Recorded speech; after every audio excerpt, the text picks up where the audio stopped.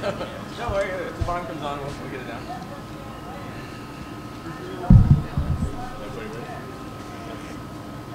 Luke, how good did that feel, man? Looks like that felt really good. That was amazing. I feel sore, but the performance and the ending was sweet. What did it mean to beat a guy like Renan Barao, former champion of this division? Man, that's a highlight in my career and a big moment in my life. So, man, it was awesome, man. It was surreal. A lot of relief at this point, man, and still just taking it all in, man. And, you know, it hadn't really hit yet. You still feel like, oh, yeah, I got a big day. It's got a lot to do. But, man, it's over with, and I couldn't be happier, man. That was just the perfect ending to the night, man, and super happy. What adjustments did you make after that first round? It really came out different in the second.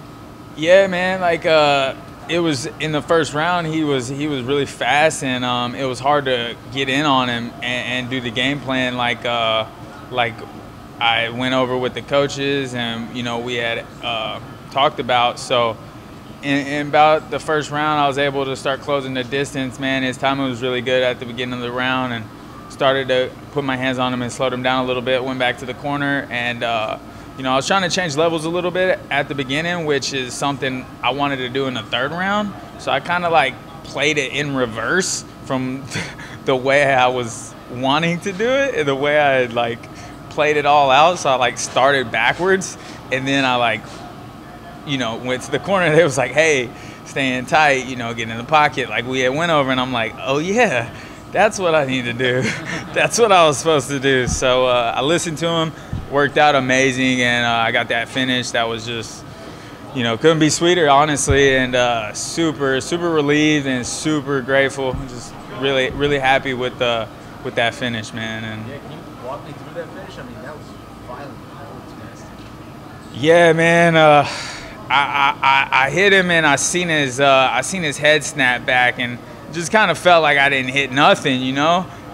He just kind of disappeared, and I seen the white of his eyes, and his eyes just go back, and I was like, oh, okay, this is it. And I'm thinking, please don't get up. and then the second one just caught him clean, and I was like, yes, because like a lot of times, you know, if you don't let that second one just right, they can bounce back. And you know, he looked, I couldn't tell if he was getting up or not, but the third one hit him clean. I was like, this is it. So don't stop, keep it rolling. So yeah, man, it was nice, man. I hit the radar. Can you take us back to that moment at the end? And were you just going to keep going until the referee pulled you off? Because it felt like he was out. Yeah, so man, I don't know why, but as soon as I hit him the first time, everything got really narrow, and all I seen was his jaw. Because I felt when I hit his jaw and his head go back, I kind of like, you know, I seen where I hit him like right in the jaw area, and I just dialed in on that, and that's all I could see. And I was just like, it's kind of like one of those dreams, or like when you're a kid and you just like, you go numb and you just see red, and you just like punching a pillow or whatever, and it feels like, you know, you're just hitting that same spot. That's the feeling I had, and I was just like, you know, like fighter, you know, life or death here, you know. It's, you know. You made mention of in your post-fight interview that you weren't sure you were going to make it here. You had stuff leading up to it. Can you kind of clarify a little bit, like what you were going through? Yeah, man, I got some serious knee issues going on, man, and some torn stuff, and a couple camps, couple camps I've had, but this one, it got even worse. So I had to get a cortisone shot a couple days ago because I couldn't even walk normal. So yeah, made it, man. And you know, it was just one of those things from training, man. Just a nagging injury that I've dealt with, and you know, so to make it here, man, and be able to come out like that, it was nice, man. I knew I could do it, and I had all the faith I could do it, but just to be able to get in there and do it with all that going on was a battle, and it was, you know, it was hard. Is this something you'll need surgery on? So this is the third camp I've done with it. So, you know, I'll see the orthopedic again and we'll figure it out. But, man, I've been through 3 fights now, so we'll see, man. Like, it's one of those things. You get surgery, you take the time off, and then what? Or you put a Band-Aid on it and you push through it and you knock out a legend, So, like, sometimes you may need to go that way, you may need to go that way. I'm just taking it as it comes, man, and trying to get these opportunities. I don't want to miss opportunities and, chances, because it's only a small window in this sport, and, I'm trying to make the best of it, because one day I won't have it and I'll want it, and that's something that I didn't want to look at and be like, man, what if, or I could have, so I was coming in here, man, and getting down. So go back to yesterday. I mean, you're fighting, you're matched against a guy who's notorious for missing weight. What's your reaction when he misses weight? Man, that hurts, dude, because, like, if you're gonna take something, show up and be professional. It was unprofessional that he didn't make weight, and it's kind of like a dig at your opponent, man, because you're not showing respect. It's, and for someone like that kids look up to and, people look up to him, for him to not show up and make weight and be professional, it's not how you should conduct yourself, man. So I was kind of disappointed in it, man, and it irritated me. And, what are you going to do? I've had that happen a lot of times to me, and, at the end of the day, you're still going to fight them, but it's just kind of one of those things where it's like, dude, I had to make that weight, like, those last pounds are the hardest pounds.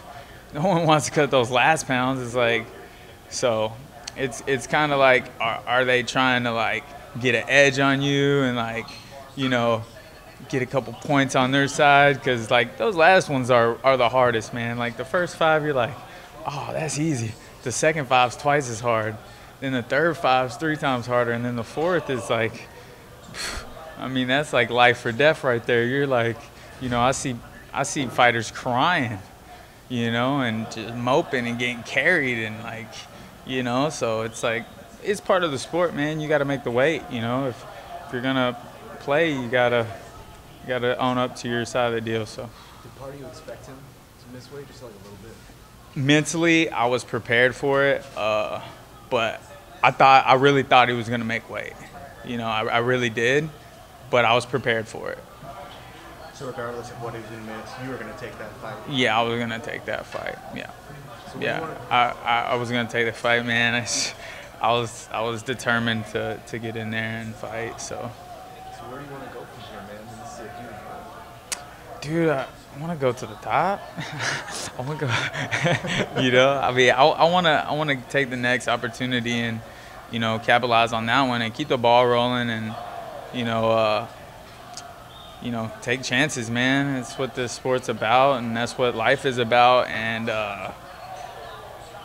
it's been a good year so far, man. I got a lot of good things going on this year, so, I couldn't think of any better way of starting than like that. So, yeah, looking forward to the rest of it to come. This is now 2-0 Arizona in your last series. Do you feel like you kind of have your mojo back? It was nice to fight in Arizona, man.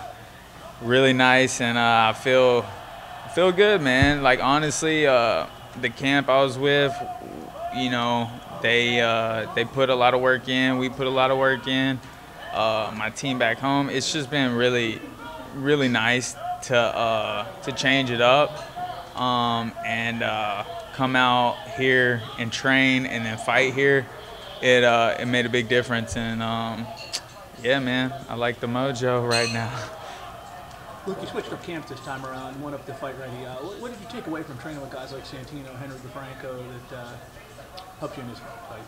Man, Randy Steinke, the other cornerman, he was amazing. super good relationship, dude. You know, when I got the last bonus, my debut, he was in my corner. He was in my corner for this one. We went through some fights. To have him and Santino both, man, those are some brains, man. And, you know, they're the new MMA era, you know. And the coaching was amazing. The preparation was amazing. Our relationship was great. So I enjoyed it, man. And yeah, dude, we're here in Arizona, and we're gonna rock the night. And yeah, man, just take it all in and enjoy it. Congratulations. Thanks, guys. Thank you.